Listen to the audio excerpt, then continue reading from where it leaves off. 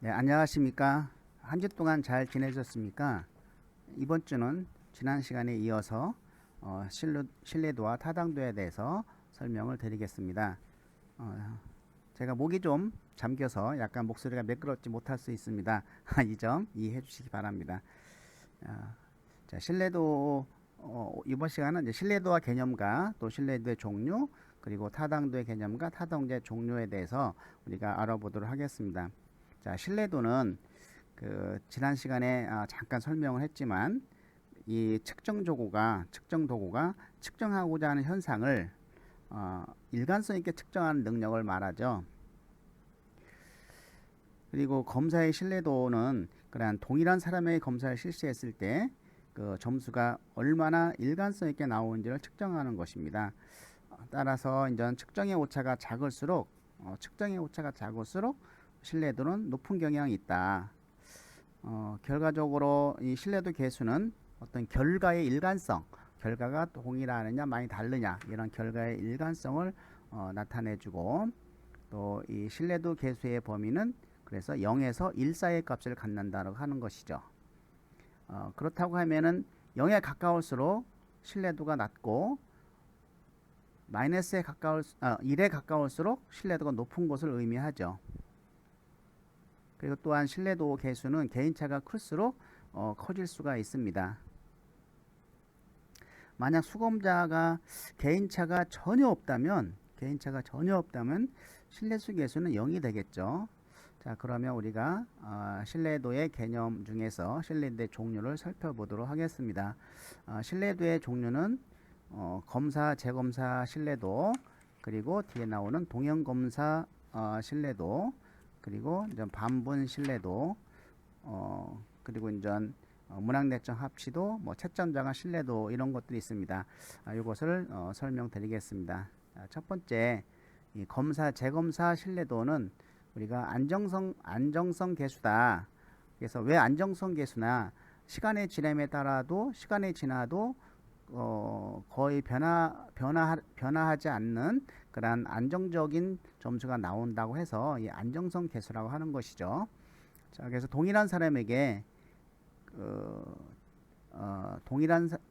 동일한 사람에게 서로 다른 시기에 두 번 실시한 검사 점수의 상관계수를 검사, 재검사 신뢰도라고 합니다. 만약에 검사 결과가 동일하다. 그러면 신뢰도는 1인 것이죠.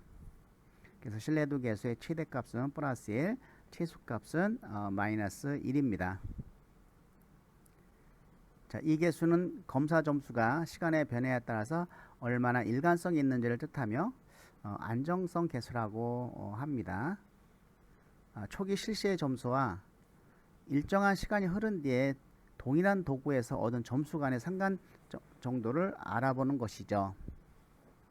자, 시간의 경과에 따라서 검사 점수가 어느 정도 변화하는 것을 추정하는 것인데 이 검사, 재검사 신뢰도는 상당히 안정되어 있다고 신뢰도가 굉장히 안정되어 있다 가정되는 것은 지능검사라든지 그리고 성격검사 MBTI, 성격 5요인 검사 등에 적합한 것이죠.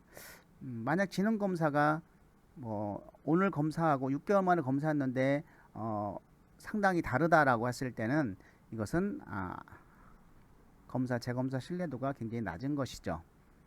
그러나 이런 검사는 상당히 안정적이죠. 지능이라든지 성격 잘 안 변하지 않습니까? 자, 이 검사의 단점으로는 만약에 검사 실시 시간이 굉장히 짧을 때는 이월 효과가 있습니다. 이월 효과는 어떤 기억을 한다든지 연습 효과가 있다든지 이런 것을 우리가 이월 효과라고 하죠. 짧으니까 제가 이렇게 체크한 걸 그대로 또 체크할 수 있다. 그러면은 동일하게 되겠죠. 검사 결과가. 또 시간 간격이 길 때는 어떤 반응성 효과, 반응 민감성 효과라고도 하죠. 반응 민감성 효과인데 그동안 학습 효과라든지 또 나름대로 성수 효과가 반영될 수 있겠다라고 하는 거고 그리고 어떤 개인적 요인이 또 요인 변화가 반영된다. 피검사자의 어떤 질병, 피로, 기분 등 그리고 환경적 요인 변화가 있는데 날씨, 소음, 기타 방해 요인 등이 이제는 있고, 또 측정 변화의 변화, 연령, 측정하려는 특성의 변화, 이런 것들이 영향을 미친다는 것이 또 단점으로 지목될 수 있습니다.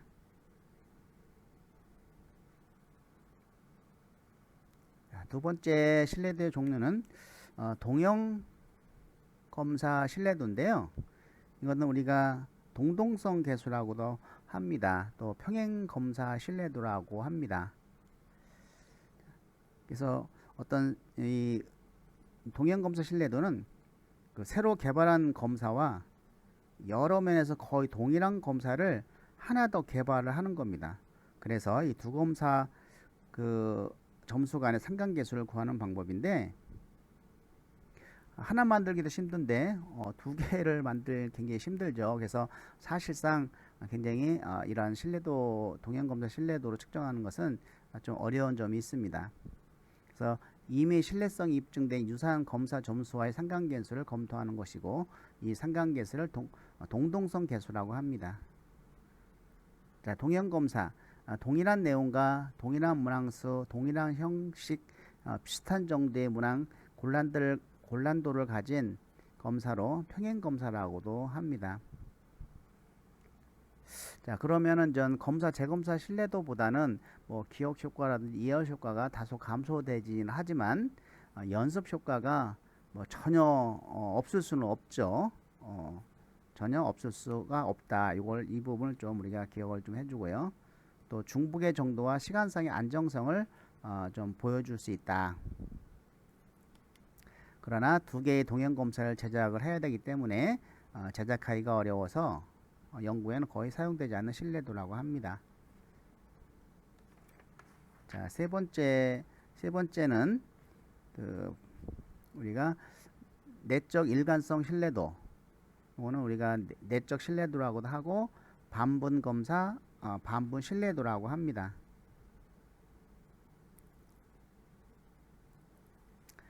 반분 신뢰도는 단일 척도를 두 개의 검사로 나누어서 실시하는 일종의 동형 검사 신뢰도로서 문항 간의 일체 정도를 알아보기 위한 것이죠.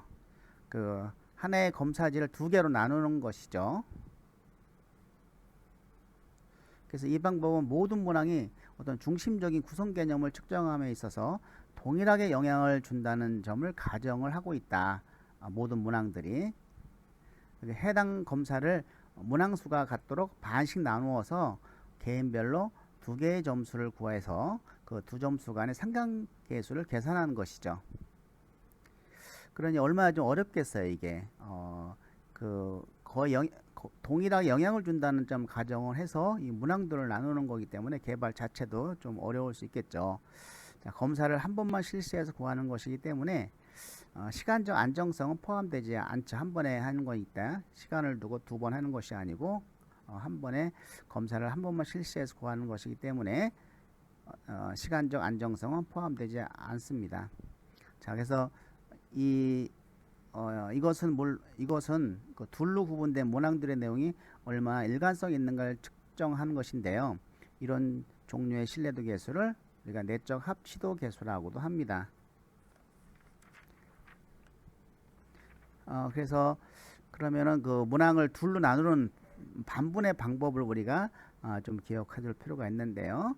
그래서 전후 반분법, 이것은 문항을 그냥 앞뒤로 양분하는 것이죠. 문항을 앞과 뒤에 양분하는 것이고, 기호 반분법은 문항을 짝수로 나눠서 양분하는 것이고, 그리고 난수표법 또는 짝지 임의 배치법, 이것은 문항을 무작위로 나누는 방법입니다.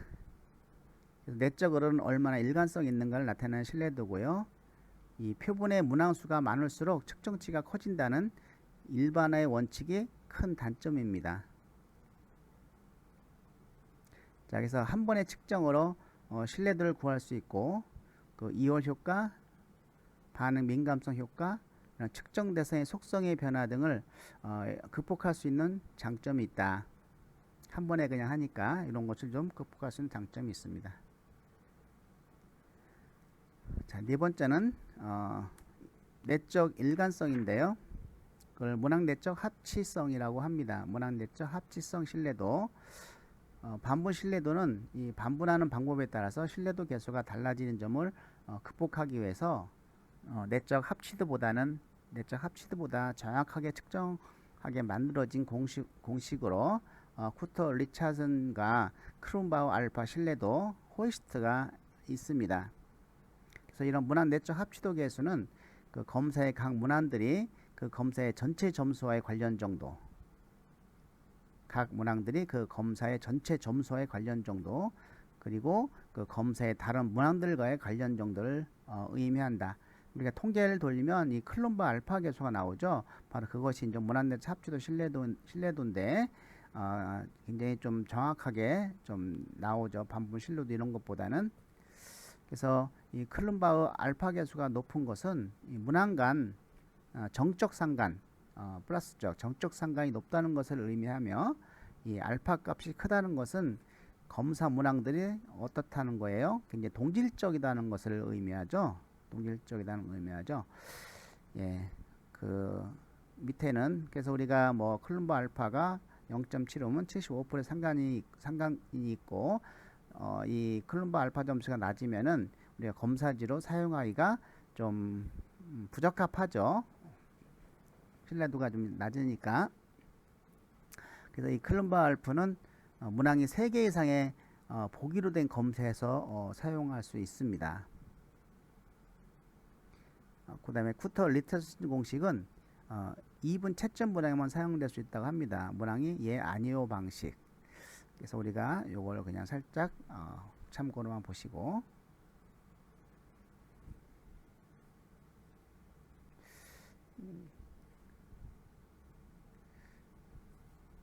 그리고 타당도로 넘어가도록 하겠습니다. 이 타당도는 그 이제 검사가 측정하고 있는 것을 제대로 측정하고 있는지를 알아보는 것입니다. 그래서 검사에서 어떤 임상가가 필요로 하는 정보를 얻을 수 있는지, 또 어떤 검사의 신뢰도 크기는 이론적으로 그 검사의 타당도의 최대값이라는 거죠.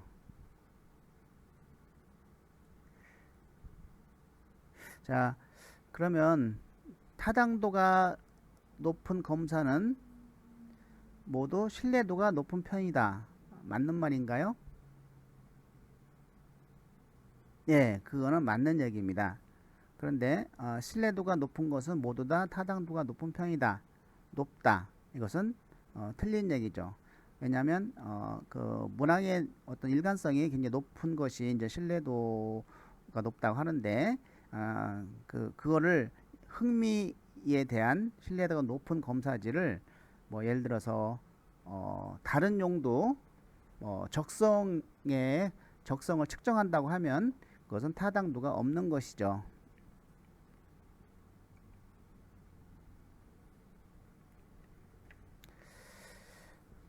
자, 그럼 우리가 타당도의 그 종류를 살펴보면 첫 번째 내용 타당도가 있습니다. 그래서 내용 타당도란 어떤 검사의 문항들이 그 검사가 어떤 재고자 하는 구성 개념, 내용 영역을 얼마나 잘 대표하고 있는지에 관한 것이죠. 그래서 대부분 이 전문가가 이거를 내용 타당도는 전문가가 한다라는 것. 전문가가 아니면 이걸 잘 할 수가 없습니다. 그래서 그 내용 타당도는 흔히 이런 성취도 검사의 타당도를 평가하는 방법을 많이 쓰이는데요. 뭐 가령 곱셈이나 철자 쓰기 검사, 그런 검사는 그 문항들이 곱셈이나 철자 쓰기 문항들로 구성되어 있다고 하면 내용적으로는 타당한 것이죠. 그래서 그러나 이 내용 타당도의 단점은 좀 수량적이지 못하죠. 그리고 검사 제작자나 어떤 전문가의 판단에 의존할 수밖에 없는 것이죠. 또한 내용 타당도는 어떤 성격이나 적성 검사 이런 것보다는 능력이나 숙달 정도에 관한 검사에서 주요하게 다뤄질 수 있습니다. 특히 어떤 전반적인 능력을 재는 어떤 인지적 검사에 유용하다고 하는 거죠. 인지적 검사, 뭐 토익, 토플, 뭐 이런 것들. 또 내용 타당도는 이 타당도 계수를 산출하기가 굉장히 좀 어렵습니다. 신뢰도 타당도 계수는 나오는데 이런 내용 타당도 타당도 계수는 좀 어렵죠.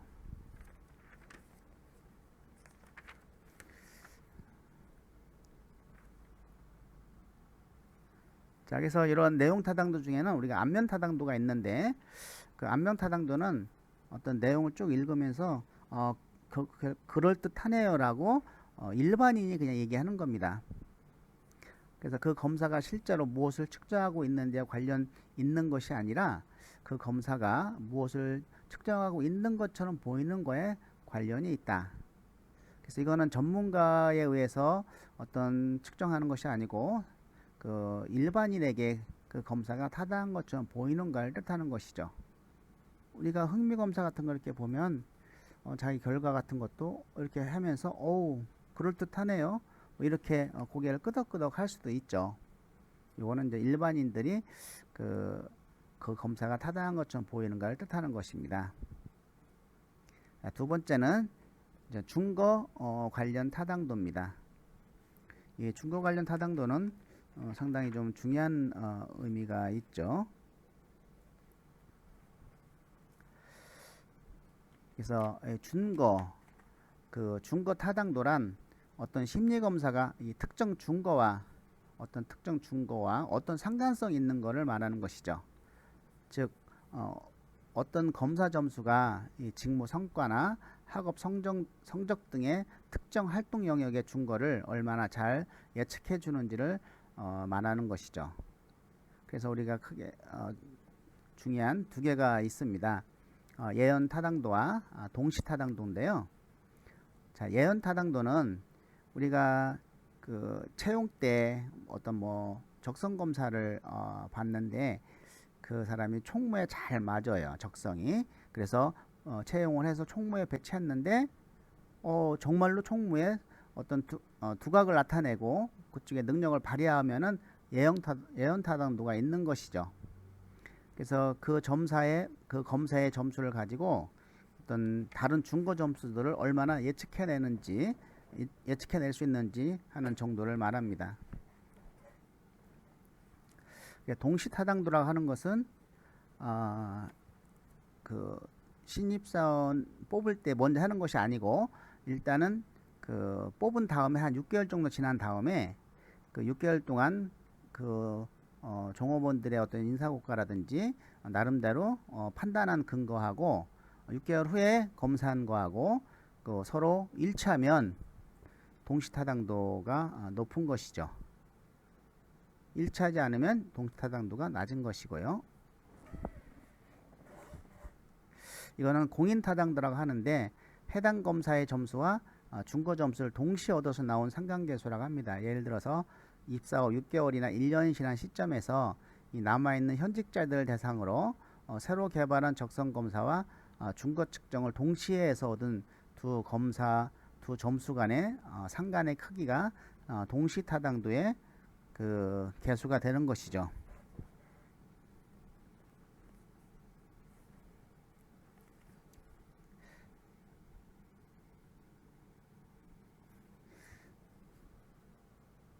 자, 세 번째는 이 구성타당도에 대한 설명입니다. 이 구성타당도 역시 굉장히 중요한 의미를 갖고 있죠. 이 구성타당도는 이 검사가 측정하고자 하는 이론적 개념이 이 검사에서 추정되고 있는 정도를 말한다. 그래서 이론적 개념이 같은 거 또는 이론적 개념이 다른 거끼리 한번 해보는 거죠. 타당도를. 그래서 지금 흥미검사의 문항들이 어떤 계산 문제나 추리 문제 등으로 이루어졌다고 하면 이 검사는 흥미를 측정하는 검사로서 구성타당도가 없다고 볼 수가 있겠죠. 그래서 이 구성타당도가 높으려고 하면 수렴타당도와 변별타당도가 높아야 한다는 것입니다. 자, 그러면 수렴타당도를 한번 살펴보면은 이 구성타당자의 종류는 먼저 세 가지 수렴타당도, 변별타당도, 요인분석법이 있다. 수렴 타당도는 그 어떤 새로운 검사와 이론적으로 관계가 있는, 즉 이론적으로 그 관계가 있는 또는 유사한 특성을 측정하는 그런 기존 검사와의 결과가 이론적으로 그 속성과 관계에 있는 변인들과 높은 상관관계를 지니고 있는지 정도를 추정하는 것이죠. 상관계수가 높을수록 수렴 타당도가 높은 것이죠. 다시 한번 보시면은, 자, 새로운 검사를 개발했어요. 그러면 과거에 그 이론과 비슷한 근거가 있는 기존 검사지, 그러니까 신뢰 타당도가 입증되어 있는 이론적 배경이 비슷한 기존 검사지와 상관관계를 보는 거예요. 요인별로 변인들 간의 상관관계를 봐서 그 정도가 높을수록 수렴타가 높은 것이죠. 자, 이 변별 타당도는 그 차별적 타당도, 판별 타당도라고도 보는데 수렴 타당도하고는 조금 반대의 개념이죠. 이 변별 타당도는 그 이론적 개념이 정반대인 반대인 어떤 기존 검사지, 신뢰도가 타당도 입증된 기존 검사지와 새로운 검사지와하고 상관관계를 보는 겁니다. 그러면은 이 변별 타당도에서는 그 상관이 낮을수록, 즉 부적 상관이 있을수록 변별 타당도 높은 것이죠. 서로 이론적 개념 반대이기 때문에. 그래서 상관관계가 낮을수록 변별 타당도가 높은 것이다. 우리가 이렇게 생각을 하면 됩니다. 수렴 타당도는 이론적 배경이 비슷한 거, 또 변별 타당도는 이론적 배경이 정반대인 거끼리 상관관계를 보는 거죠. 변인들과 상관관계를 보는 겁니다. 자, 요인 분석법은 그 검사의 문항들 간의 상관관계를 분석을 해서 상관이 높은 문항들끼리 이렇게 묶어주는 통계 방법인 것이죠. 그래서 이 구인 타당도는 수렴 타당도, 변별 타당도, 요인 분석법 세 가지가 있다. 이렇게 우리가 생각하시면 됩니다. 자, 네 번째는 우리가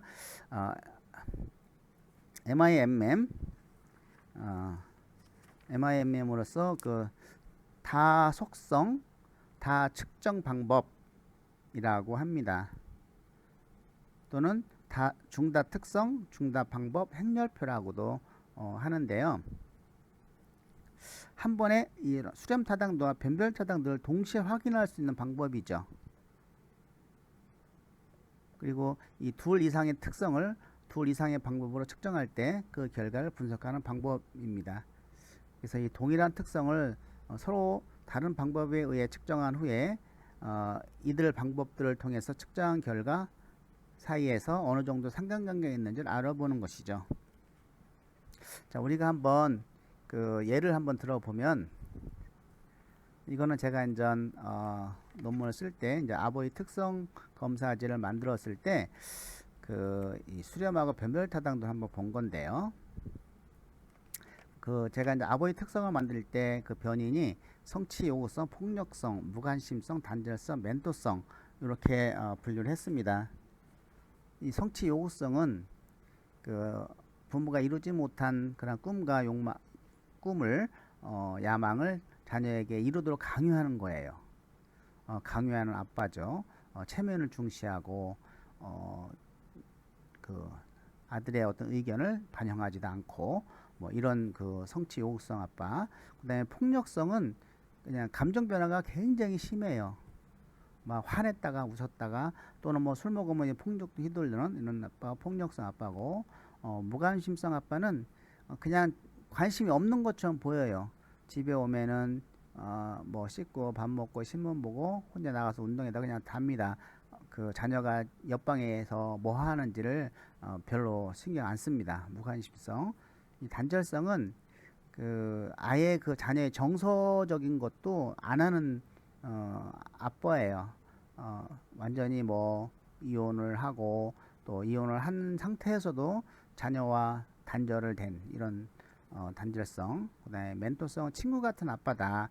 자, 이런 변인들을 그 제가 이제 대상관계 검사지가 있습니다.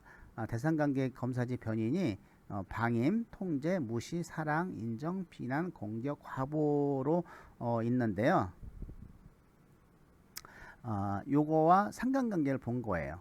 그러니까 성취 욕구성은 방임하고는 플러스 정적인 상관, 통제 플러스 정적인 상관이 있죠. 다 높죠. 무시, 그 다음에 비난, 공격, 과보하고는 전부 정적인 상관이 있지만 부적인 상관이 있는 거 사랑과 인정은 반대죠. 성취 요구성하고. 폭력성도 마찬가지고 무관심성도 마찬가지입니다. 단절성도 마찬가지고 멘토성은 반대죠. 멘토성은 방임, 통제, 무시하고는 부적인 상관관계가 있고 또 비난, 공격, 과보도 부적인 상관관계가 있어요. 정적인 상관관계에 있는 것은 사랑과 인정이죠. 그래서 이 멘토성에 많이 사랑과 인정이 있다. 자, 그러면은 수렴타당도는 이론적으로 비슷한 방임, 통제, 무시, 비난, 공격, 과보하고 평치 욕구, 폭력성, 무관심, 단절성은 이론적 관계가 비슷한 것끼리 해서 상관관계가 높으니까 이거는 수렴타당도가 있고 변별타당도 이론적 배경이 좀 반대로 있는 거 멘토하고는 그 멘토성하고 방임, 통제, 무시, 비난, 공격, 과보 이거는 저는 그 서로 이론적으로 반대의 개념이 있다라고 봤을 때 부적인 상관계수가 있기 때문에 변별타당도도 있다 이렇게 볼 수가 있는 것이죠. 또 이걸 준거타당도를 보면은 다른 준거가 될 만한 수치심, 아버지의 영향이 이제는 수치심과 영향이 있고 불안 영향이 있고 성취동기 영향이 있다. 그래서 이 성취 요구성은 수치심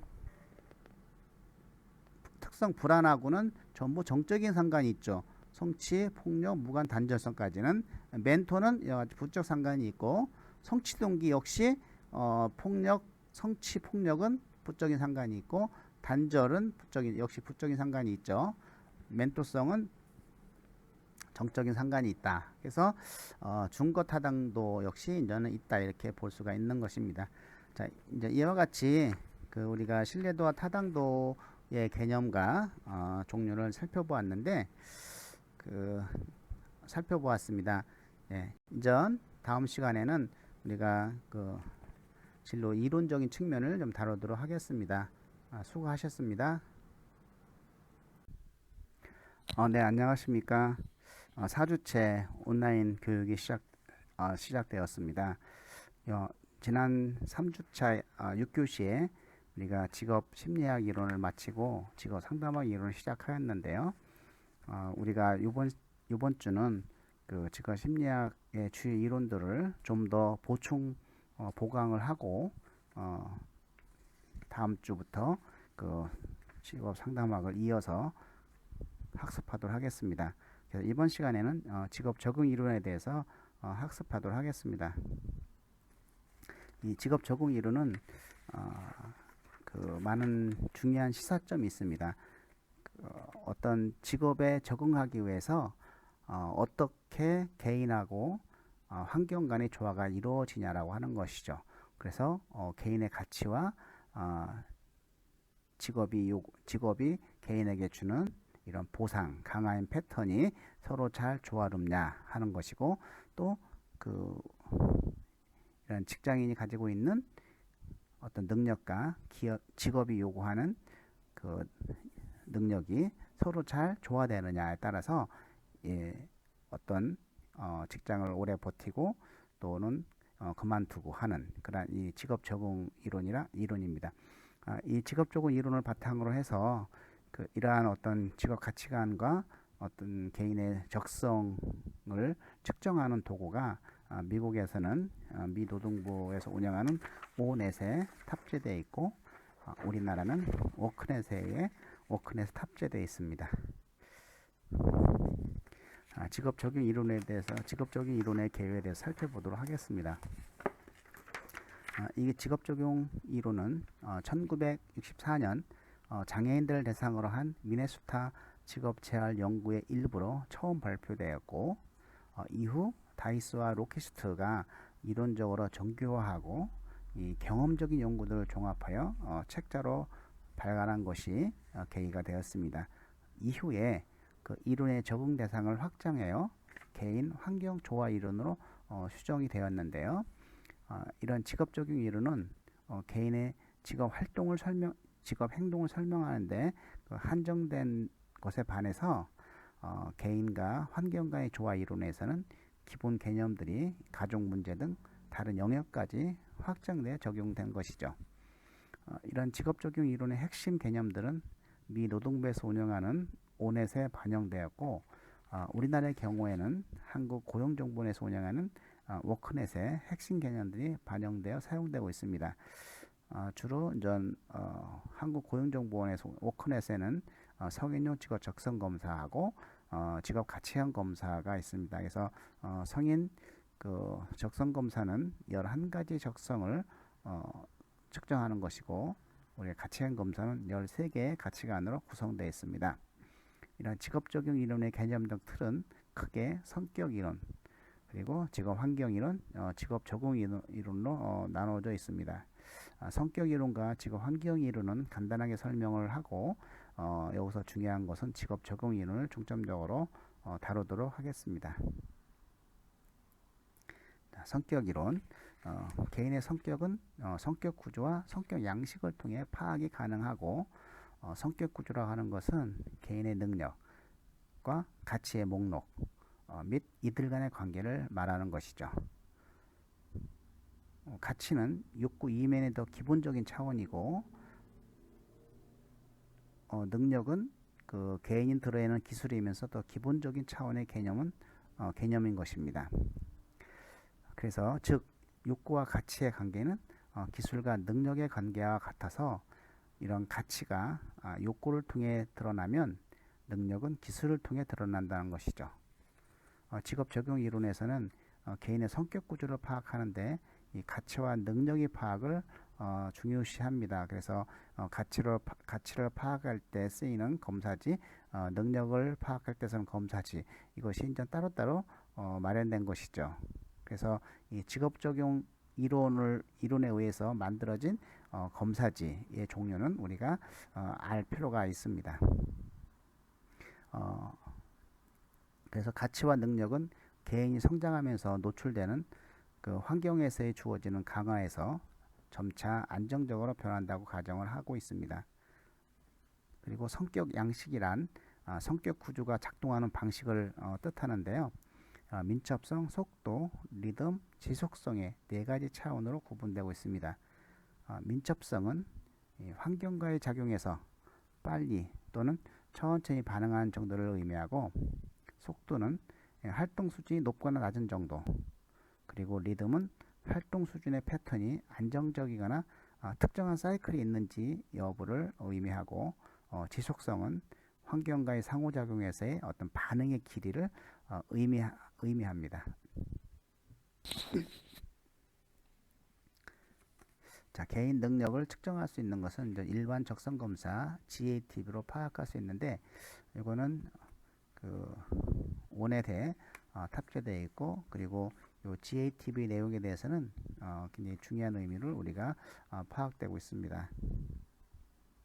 개인의 욕구는 요 미네소타 중위도 검사 MIQ에 의해서 그 검사가 되는데, 6개의 가치 요인과 그리고 20개 욕구에 대한 개인의 중위도를 평가하는 것이죠. 6개의 가치 요인은 성취, 편안함, 지의, 이타성, 안정성, 자율성, 이 6가지 가치 요인을 우리가 알아두면 좋겠습니다. 그리고 이제 우리나라는 지금 가치형 검사로서 13가지 가치 항목을 검사를 하고 있습니다. 직업 환경 이론입니다. 직업 환경은 직업 환경 구조와 직업 환경 양식을 통해 파악되는 것인데, 직업 환경 구조는 주어진 직업에서 요구하는 능력, 그리고 강한 패턴으로 구성되는 것이죠.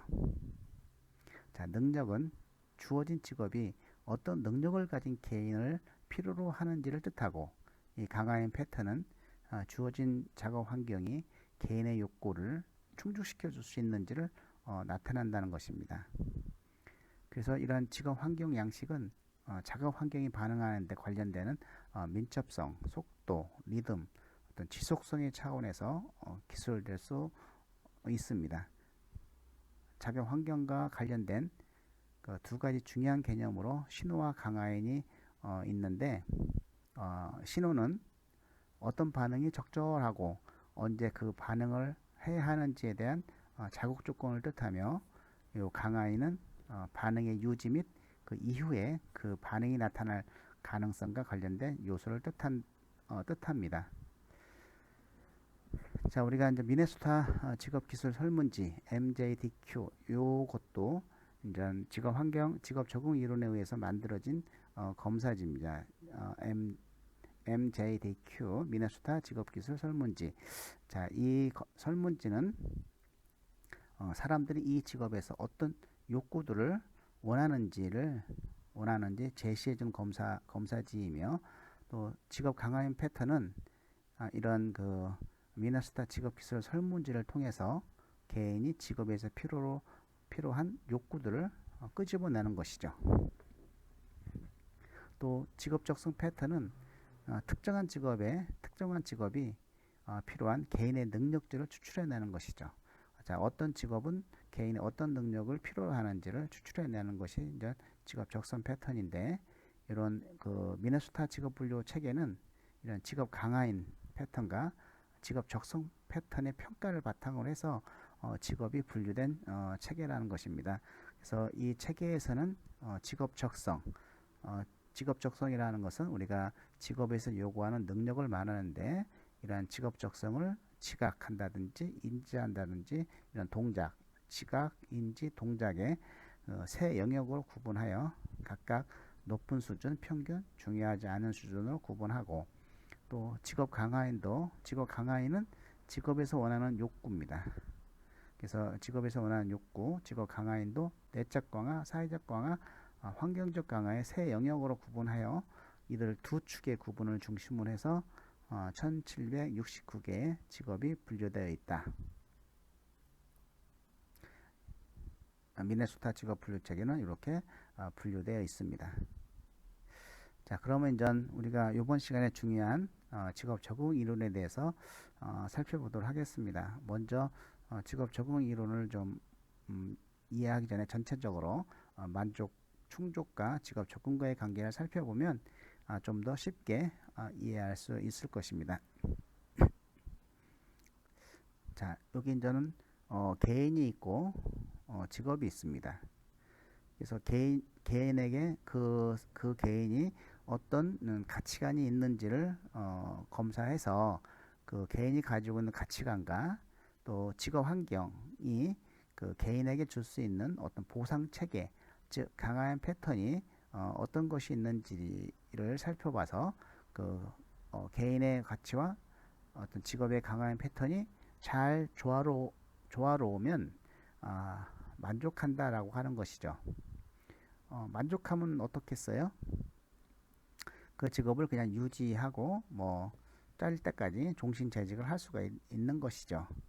또 만족하지 않으면 퇴직을 할 수 있고 새로운 직업을 가질 수 있는 것이죠. 그리고 어떤 개인의 능력, 개인이 가지고 있는 적성이라고도 하고 능력이라고도 하죠. 이런 능력과 또 직업에서 요구되는 능력이 있죠. 이 직업을 수행하려고 하면은 이러이러한 능력이 있다. 현재 직무 능력이라고 볼 수 있습니다. 그래서 개인의 능력과 직업이 요구하는 능력이 잘 조화롭게 되면 충족된다라고 얘기를 하고 있습니다. 자, 충족되면 유지 일을 하고 또 종신재직을 할 수 있지만, 그렇지 않으면 승진을 한다든지 이직을 한다든지 해고가 된다든지 해서 새로운 직업을 갖게 된다는 것이죠.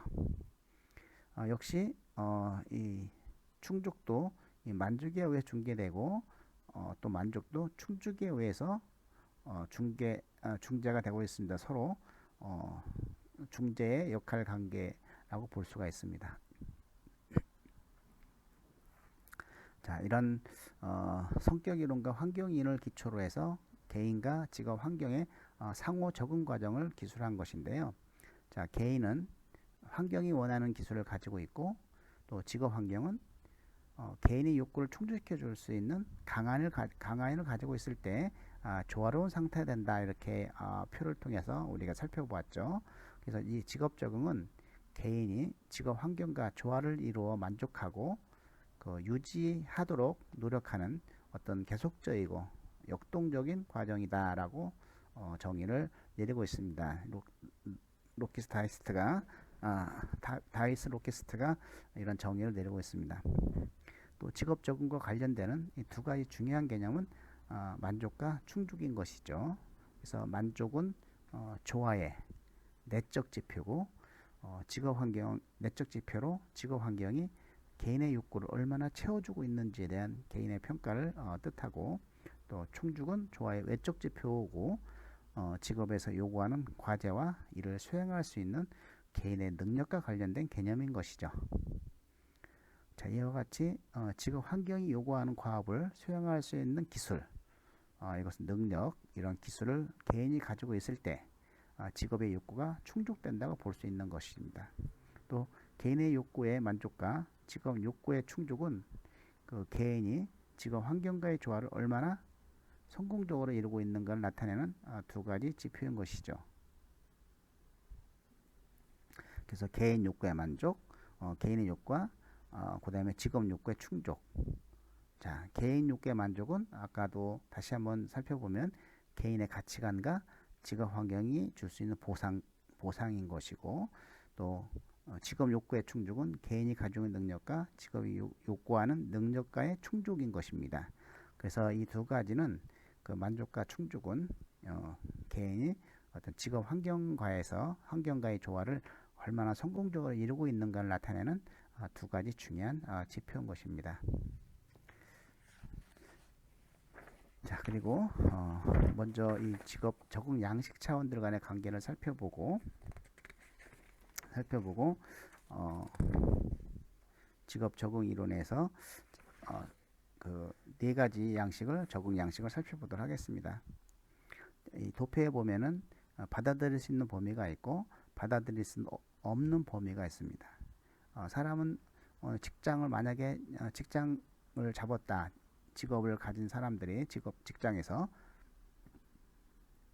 여러 가지 갈등이 있을 거 아닙니까? 뭐 상사의 갈등도 있고 동료의 갈등도 있고 흥미가 다른 거, 적성의 차이점, 뭐 이런 걸로 인해 가지고 이제 회사를 그만두는 시기가 우리가 어느 정도 이제는 받아들일 수 있는 범위가 있어요. 이 정도면 그냥 내가 버티고 있자. 근데 그걸 우리가 유연성이라고 합니다. 유연성. 근데 이 받아들일 수 있는 범위를 초과하게 되면은 유연성의 수준을 초과하는 지점이 되겠죠. 근데 이 유연성은 사람마다 다 동일한 것이 아니고 사람마다 다를 수가 있습니다. 그래서 유연성의 수준은 사람마다 다를 수 있다는 것을 우리가 머릿속에 일단 생각을 하고 이 유연성의 수준을 초과하는 지점에서 두 가지로 상황이 이제 나오는 것이죠.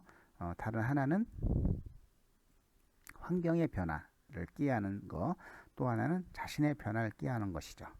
환경의 변화를 끼하는 것을 적극성이라고 그러고 자신의 변화를 끼하는 것을 반응성이라고 합니다. 이 적극성이라고 같은 것은 사실은 저는 첫 직장은 전 총무 인사를 했는데 저에 굉장히 안 맞더라고요. 그래서 무역으로 바꿔달라고 계속 했지만 안 바꿔주는 거예요. 그래서 아마 제가 받아들일 수 없는 범위에 이르러서 그 회사를 그만뒀던 것 같습니다. 그냥 자신을 바꿀 걸 그랬어요. 그냥 내가 총무인세에 맞춰서 살았다고 하면 좀 더 이런 받아들일 수 있는 범위가 좀 높지 않았을까 이런 생각이 듭니다. 그래서 그 자신의 변화는 자기 성격을 바꾸는 거예요. 그걸 반응성이라고 한다.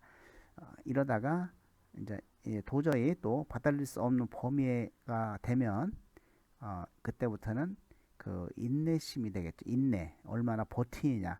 그래서 인내심이 높은 사람들은 많이 버틸 것이고 인내심이 좀 낮은 사람은 금방 그만두겠죠. 저는 금방 그만뒀습니다. 좀 참을 걸 하는 생각도 가지고 있습니다. 사실 그 회사에서 구조조정 할 때도 그 일을 아무 일도 안 주면서 책상 하나에만 딸랑 놓고 직원도 없이 두는 그런 케이스도 많이 있습니다. 그럴 때 그 인내심이 부족하면 당장 때려치겠죠. 그렇지만 인내심이 있으면 어떻게 했어요? 끝까지 버티는 거죠. 그러면 다시 또 다른 부서에 배치돼서 일을 할 수 있는 그런 그 상황도 올 수 있다는 겁니다. 자, 이런 직업 적용 이론의 그 주요 양식을 살펴보면 첫 번째 유연성. 아까 그 도표를 잘 보면서 생각하면서 이해하면은 더 좋을 것 같습니다. 자, 유연성은 개인 환경 간의 부조화가 있을 때 이 부조화를 견딜 수 있는 정도를 의미합니다. 그래서 유연성이 낮을수록 작은 부조화에도 견디지 못하고 대처 반응을 하게 되는 것이죠. 자, 이 대처 반응은 적극성과 반응성이 있는데 개인 환경 간 부조화의 정도가 어떤 유연성의 범위를 넘어설 때 그 환경을 변화시킴으로써 대처하는 방식이죠. 나에게 이 직무가 안 맞으니까 다른 거를 바꿔주든지 다른 뭐 아니면 전과를 하든지 이렇게 어떤 직업 환경을 변화시키는 것이죠. 반응성은 개인 환경과 부조화의 정도가 유연성의 범위를 넘어설 때 이제 자신의 직업 성격을 변화시킴으로써 대처하는 방식이죠. 그냥 내 성격을 바꾸지 뭐. 사실 이 성격도 직무를 계속 그 직무를 하다 보면 바뀔 수 있다고 봅니다. 예. 그리고 인내는 그런 환경과의 부조화가 있을 때 그 환경을 떠나지 않고 그 부조화를 견뎌내는 것이죠. 그래서 이 환경과의 조화를 이루기 위해 노력하는 기간과 관련이 되어 있다. 그리고 이러한 인내는 어떤 근무 기간에도 관련이 있습니다. 자, 인내는 자신과 환경의 부조화 정도가 받아들일 수 없는 범위에서 개인이 적극적 행동이나 반응적 행동을 통해 부조화를 줄이려고 하는 노력을 의미하는 것이죠. 자, 이러한 노력으로 부조화 정도가 받아들일 수 있는 범위로 줄어들면 개인 환경 적응이 이루어졌다 볼 수 있는 것이죠. 그렇게 노력을 해서 이제 부조화 정도가 좀 받아들일 수 있는 범위로 줄어들었다. 그 뭐 개인 환경 적응은 이루어졌다 볼 수 있고 계속 근무를 할 수 있는 것이겠죠. 부조화가 개인의 적응 범위를 넘어서면 개인은 이직을 고려하게 되는 것이죠. 회사를 그만둬야 되겠다라는 생각을 하게 되는 겁니다. 그래서 개인의 가치와 또 이 직업의 강화인 간의 조화 및 또 직업의 욕구와 개인의 능력 간의 조화를 측정할 때 이 두 프로파일 간의 조화를 어떻게 조직하는지가 연구의 관건이라고 합니다. 그래서 이러한 진로 상담이 실제에 반영이 돼서 미 노동부 오넷에서는 개인의 가치와 직업의 강화인 간의 매칭에서 이 프로파일 모양에 따른 매칭을 적용하고 있습니다.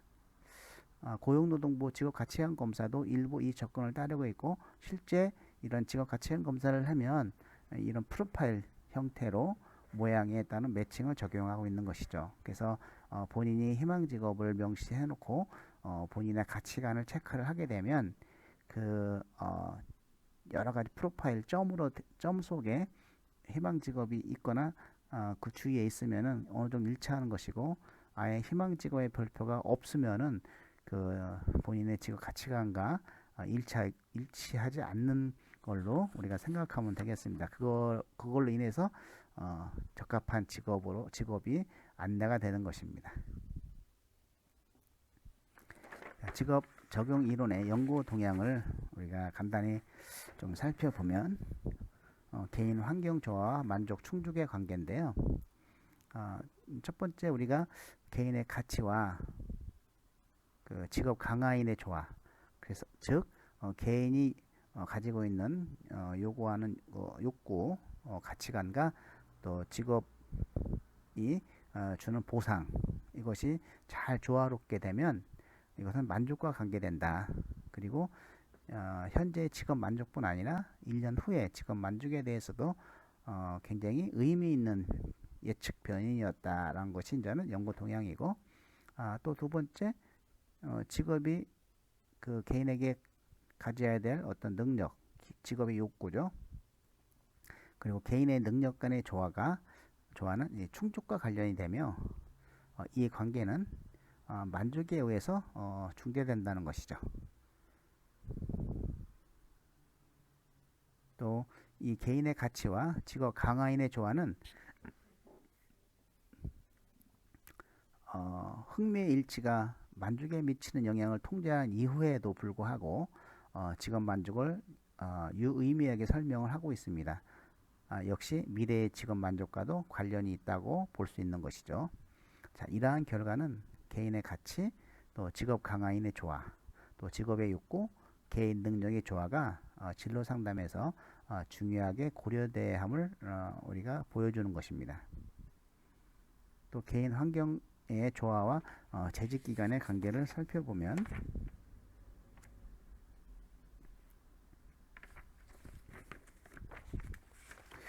만족과 충족이 그 재직 기간과 관련된다는 가설을 지지하고 있고요.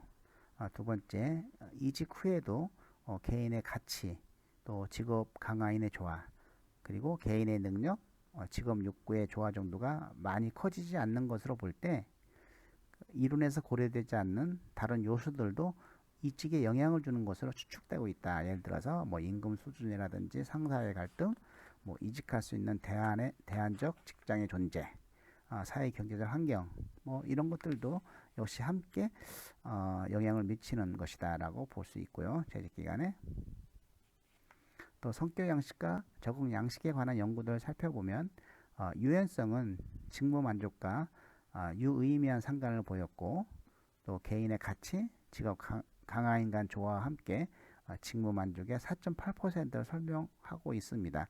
이에 반해서 적극성은 직무 만족과 유의미한 상관을 나타내지 않고 있다라는 것이죠.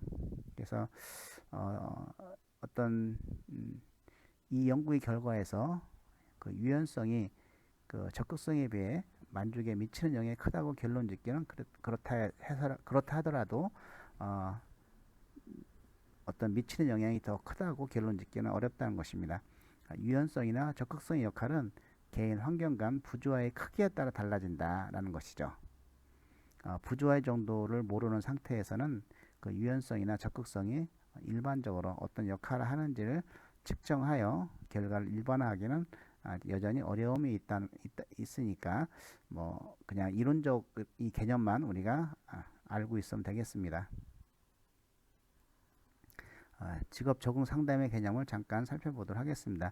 이 직업 환경의 변화는 새로운 직업의 등장과 특정 직업의 쇠퇴, 빠른 기술의 변화와 이러한 변화의 적응과 개인의 일생에 걸친 지속적인 역량 개발의 필요성이 대두가 됐고요.